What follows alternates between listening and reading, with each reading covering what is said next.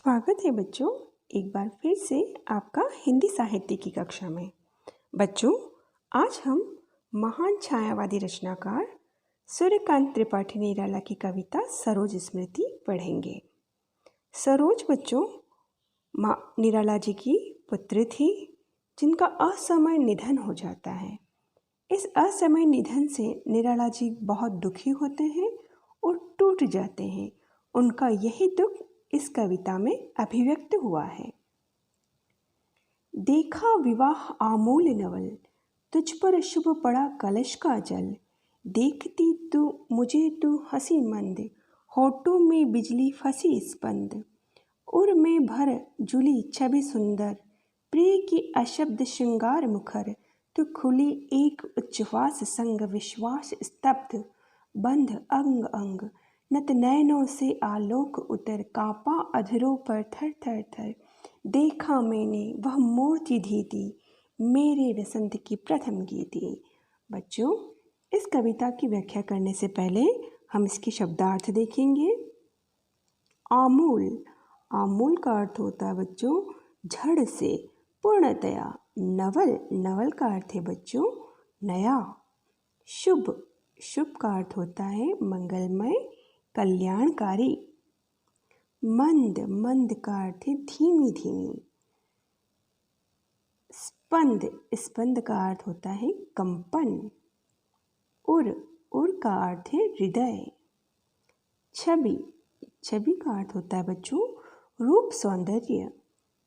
अशब्द, अशब्द का अर्थ है बच्चों शब्द रहित, उच्छ्वास, गहरी सांस। स्तब्ध, स्थिर। नत, नत का अर्थ है बच्चों झुके हुए। नयन, नयन मतलब नेत्र, अर्थात झुके हुए नेत्रों से। आलोक, आलोक का अर्थ होता है बच्चों प्रकाश। अधरों, अधरों का अर्थ होता है बच्चों होठ। धीति, धीति का अर्थ है धैर्य। मूर्ति धीति अर्थात धैर्य की मूर्ति। गीति का अर्थ है गीत। अब हम बच्चों इसकी व्याख्या देखेंगे।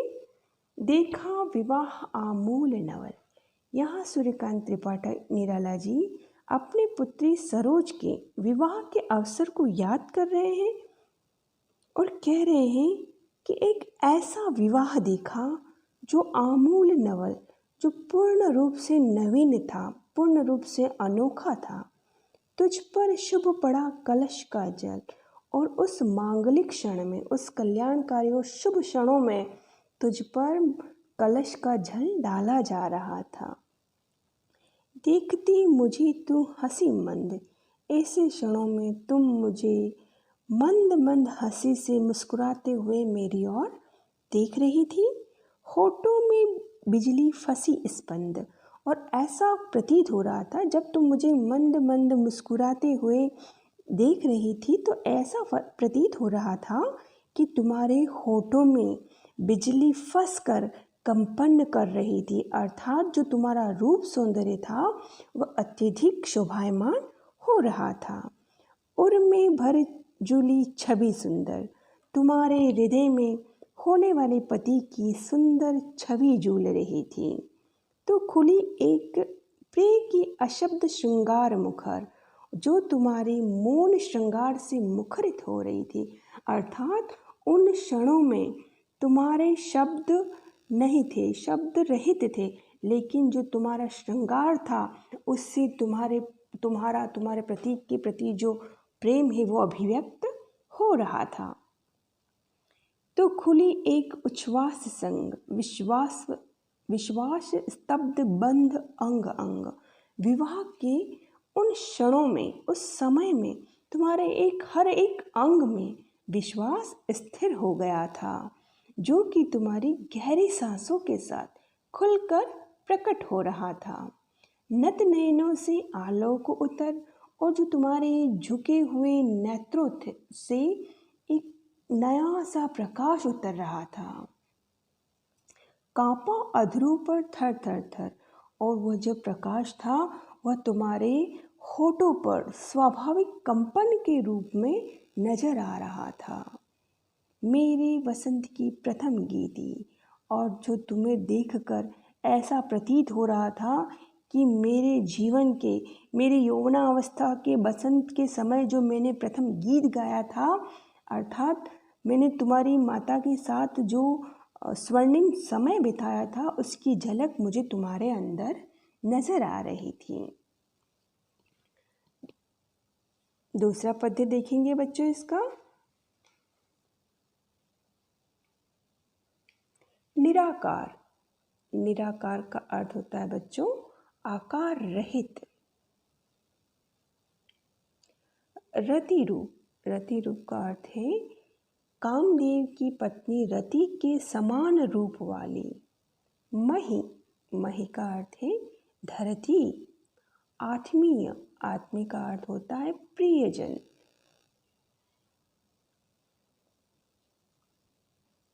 आत्मीय स्वजन का अर्थ होता है प्रिय परिवार के व्यक्ति। निशि। निशि का अर्थ होता है रात्रि। दिवस। दिवस का अर्थ है दिन। अब हम इसकी व्याख्या देखेंगे बच्चों। श्रृंगार रहा जो निराकार। यहाँ निराला जी अपनी पुत्री सरोज के विवाह के क्षणों को याद करके उस विवाह की रीति का वर्णन कर रहे हैं। और यहाँ निराला जी सरोज की रूप सौंदर्य का वर्णन करते हुए कह रहे हैं कि श्रृंगार रहा जो निराकार। विवाह के समय तुम्हारा रूप श्रृंगार आकार रहित होकर भी इतना प्रभावशाली लग रहा था कि कविताओं में रस भर देता हो। श्रृंगार रहा जो निराकार, रस कविता में उच्छ्वसित धार, अर्थात तुम्हारा रूप सौंदर्य उन विवाह के क्षणों में इतना प्रभावशाली लग रहा था और ऐसा प्रतीत हो रहा था कि वह कविताओं में रस भर रहा है। गाया स्वर्गीय प्रिया संग, अर्थात जो मैंने अपनी स्वर्गीय पत्नी अर्थात तुम्हारी माता के साथ गाया था। भरता प्राणों में राग रंग, वही जो मेरे प्राणों में भी राग रंग भर देता है, अर्थात मेरे को भी जीवन जीने के प्रति, जीवन के प्रति सकारात्मक दृष्टिकोण प्रदान करता है। रति रूप प्राप्त कर रहा वही, उस समय तुम्हारा रूप कामदेव की पत्नी रति के समान अवर्णनीय लग रहा था, अर्थात बहुत अत्यधिक सुंदर लग रहा था। आकाश बदल कर बना मही, और ऐसा प्रतीत हो रहा था जैसे तुम्हारी माता का सारा सौंदर्य आकाश से उतरकर तुम्हारे रूप में धरती पर आ गया हो गया ब्याह, तुम्हारा विवाह संपन्न हो गया। आत्मीय स्वजन कोई थे नहीं, और यह विवाह इस प्रकार का अनोखा था कि इस विवाह में कोई रिश्तेदार नहीं थे। विवाह राग भर रहा नगर, वो कह रहे हैं कि उस समय में किसी भी प्रकार का कोई विवाहिक गीतों की कोई गूंज उस घर में नहीं थी।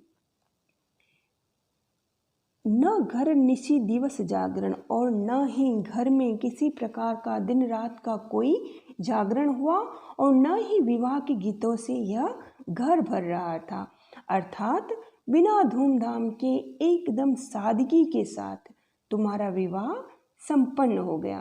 प्रिय मौन एक संगीत भरा नव जीवन के स्वर पर उतरा, और एक मौन संगीत का स्वर तुम्हारे नव जीवन में उतर आया।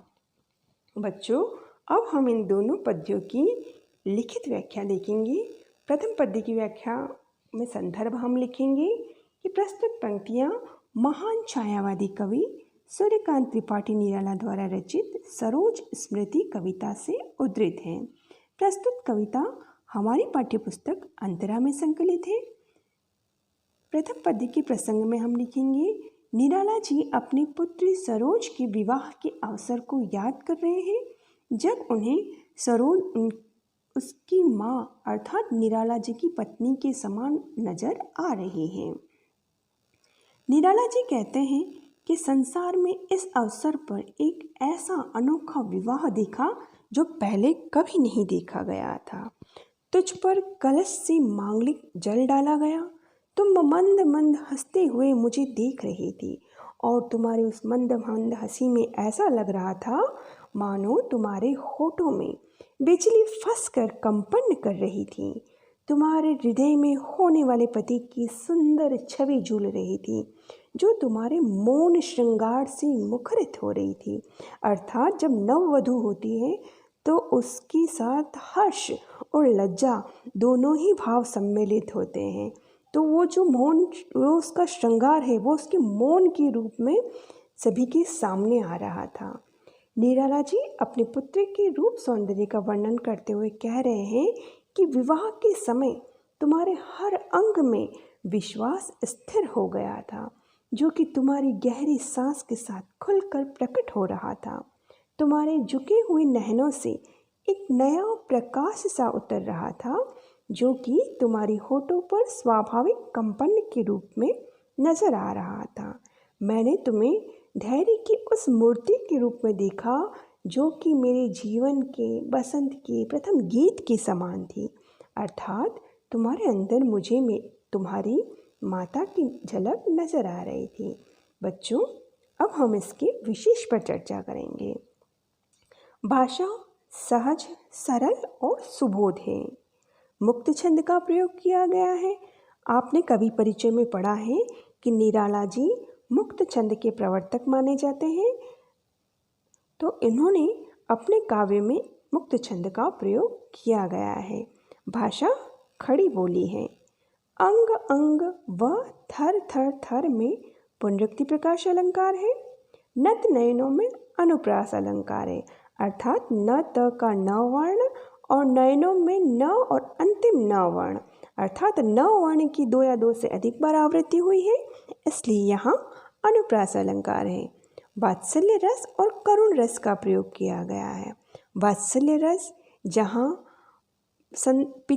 माता पिता का अपने संतान के प्रति प्रेम होता है, वहाँ पर वात्सल्य रस होता है। यहाँ पर निराला जी का प्रेम अपने पुत्री के प्रति अभिव्यक्त हुआ है, इसलिए यहाँ पर वात्सल्य रस है। करुण रस इसलिए है कि जिस पुत्री के प्रति उनका प्रेम अभिव्यक्त हो रहा है वह अब इस दुनिया में नहीं है, इसलिए यहाँ करुण रस का भी प्रयोग किया गया है। छायावादी शैली में काव्य लिखा गया है। स्मृति बिंब का प्रयोग किया गया है, अर्थात पूरी कविता स्मृति पर आधारित है, यादों पर आधारित है, इसलिए स्मृति बिंब का प्रयोग किया गया है और घेता का गुण विद्यमान है। अब बच्चों, हम इसके दूसरे पद्य की व्याख्या को देखेंगे। इस पद्य की व्याख्या में हम प्रसंग लिखेंगे। संदर्भ पूरे काव्य में जो पहले पद्य में लिखा है वही सारे काव्यों में संदर्भ वही लिखना है बच्चों। प्रसंग हर पद्य के अनुसार अलग अलग होगा।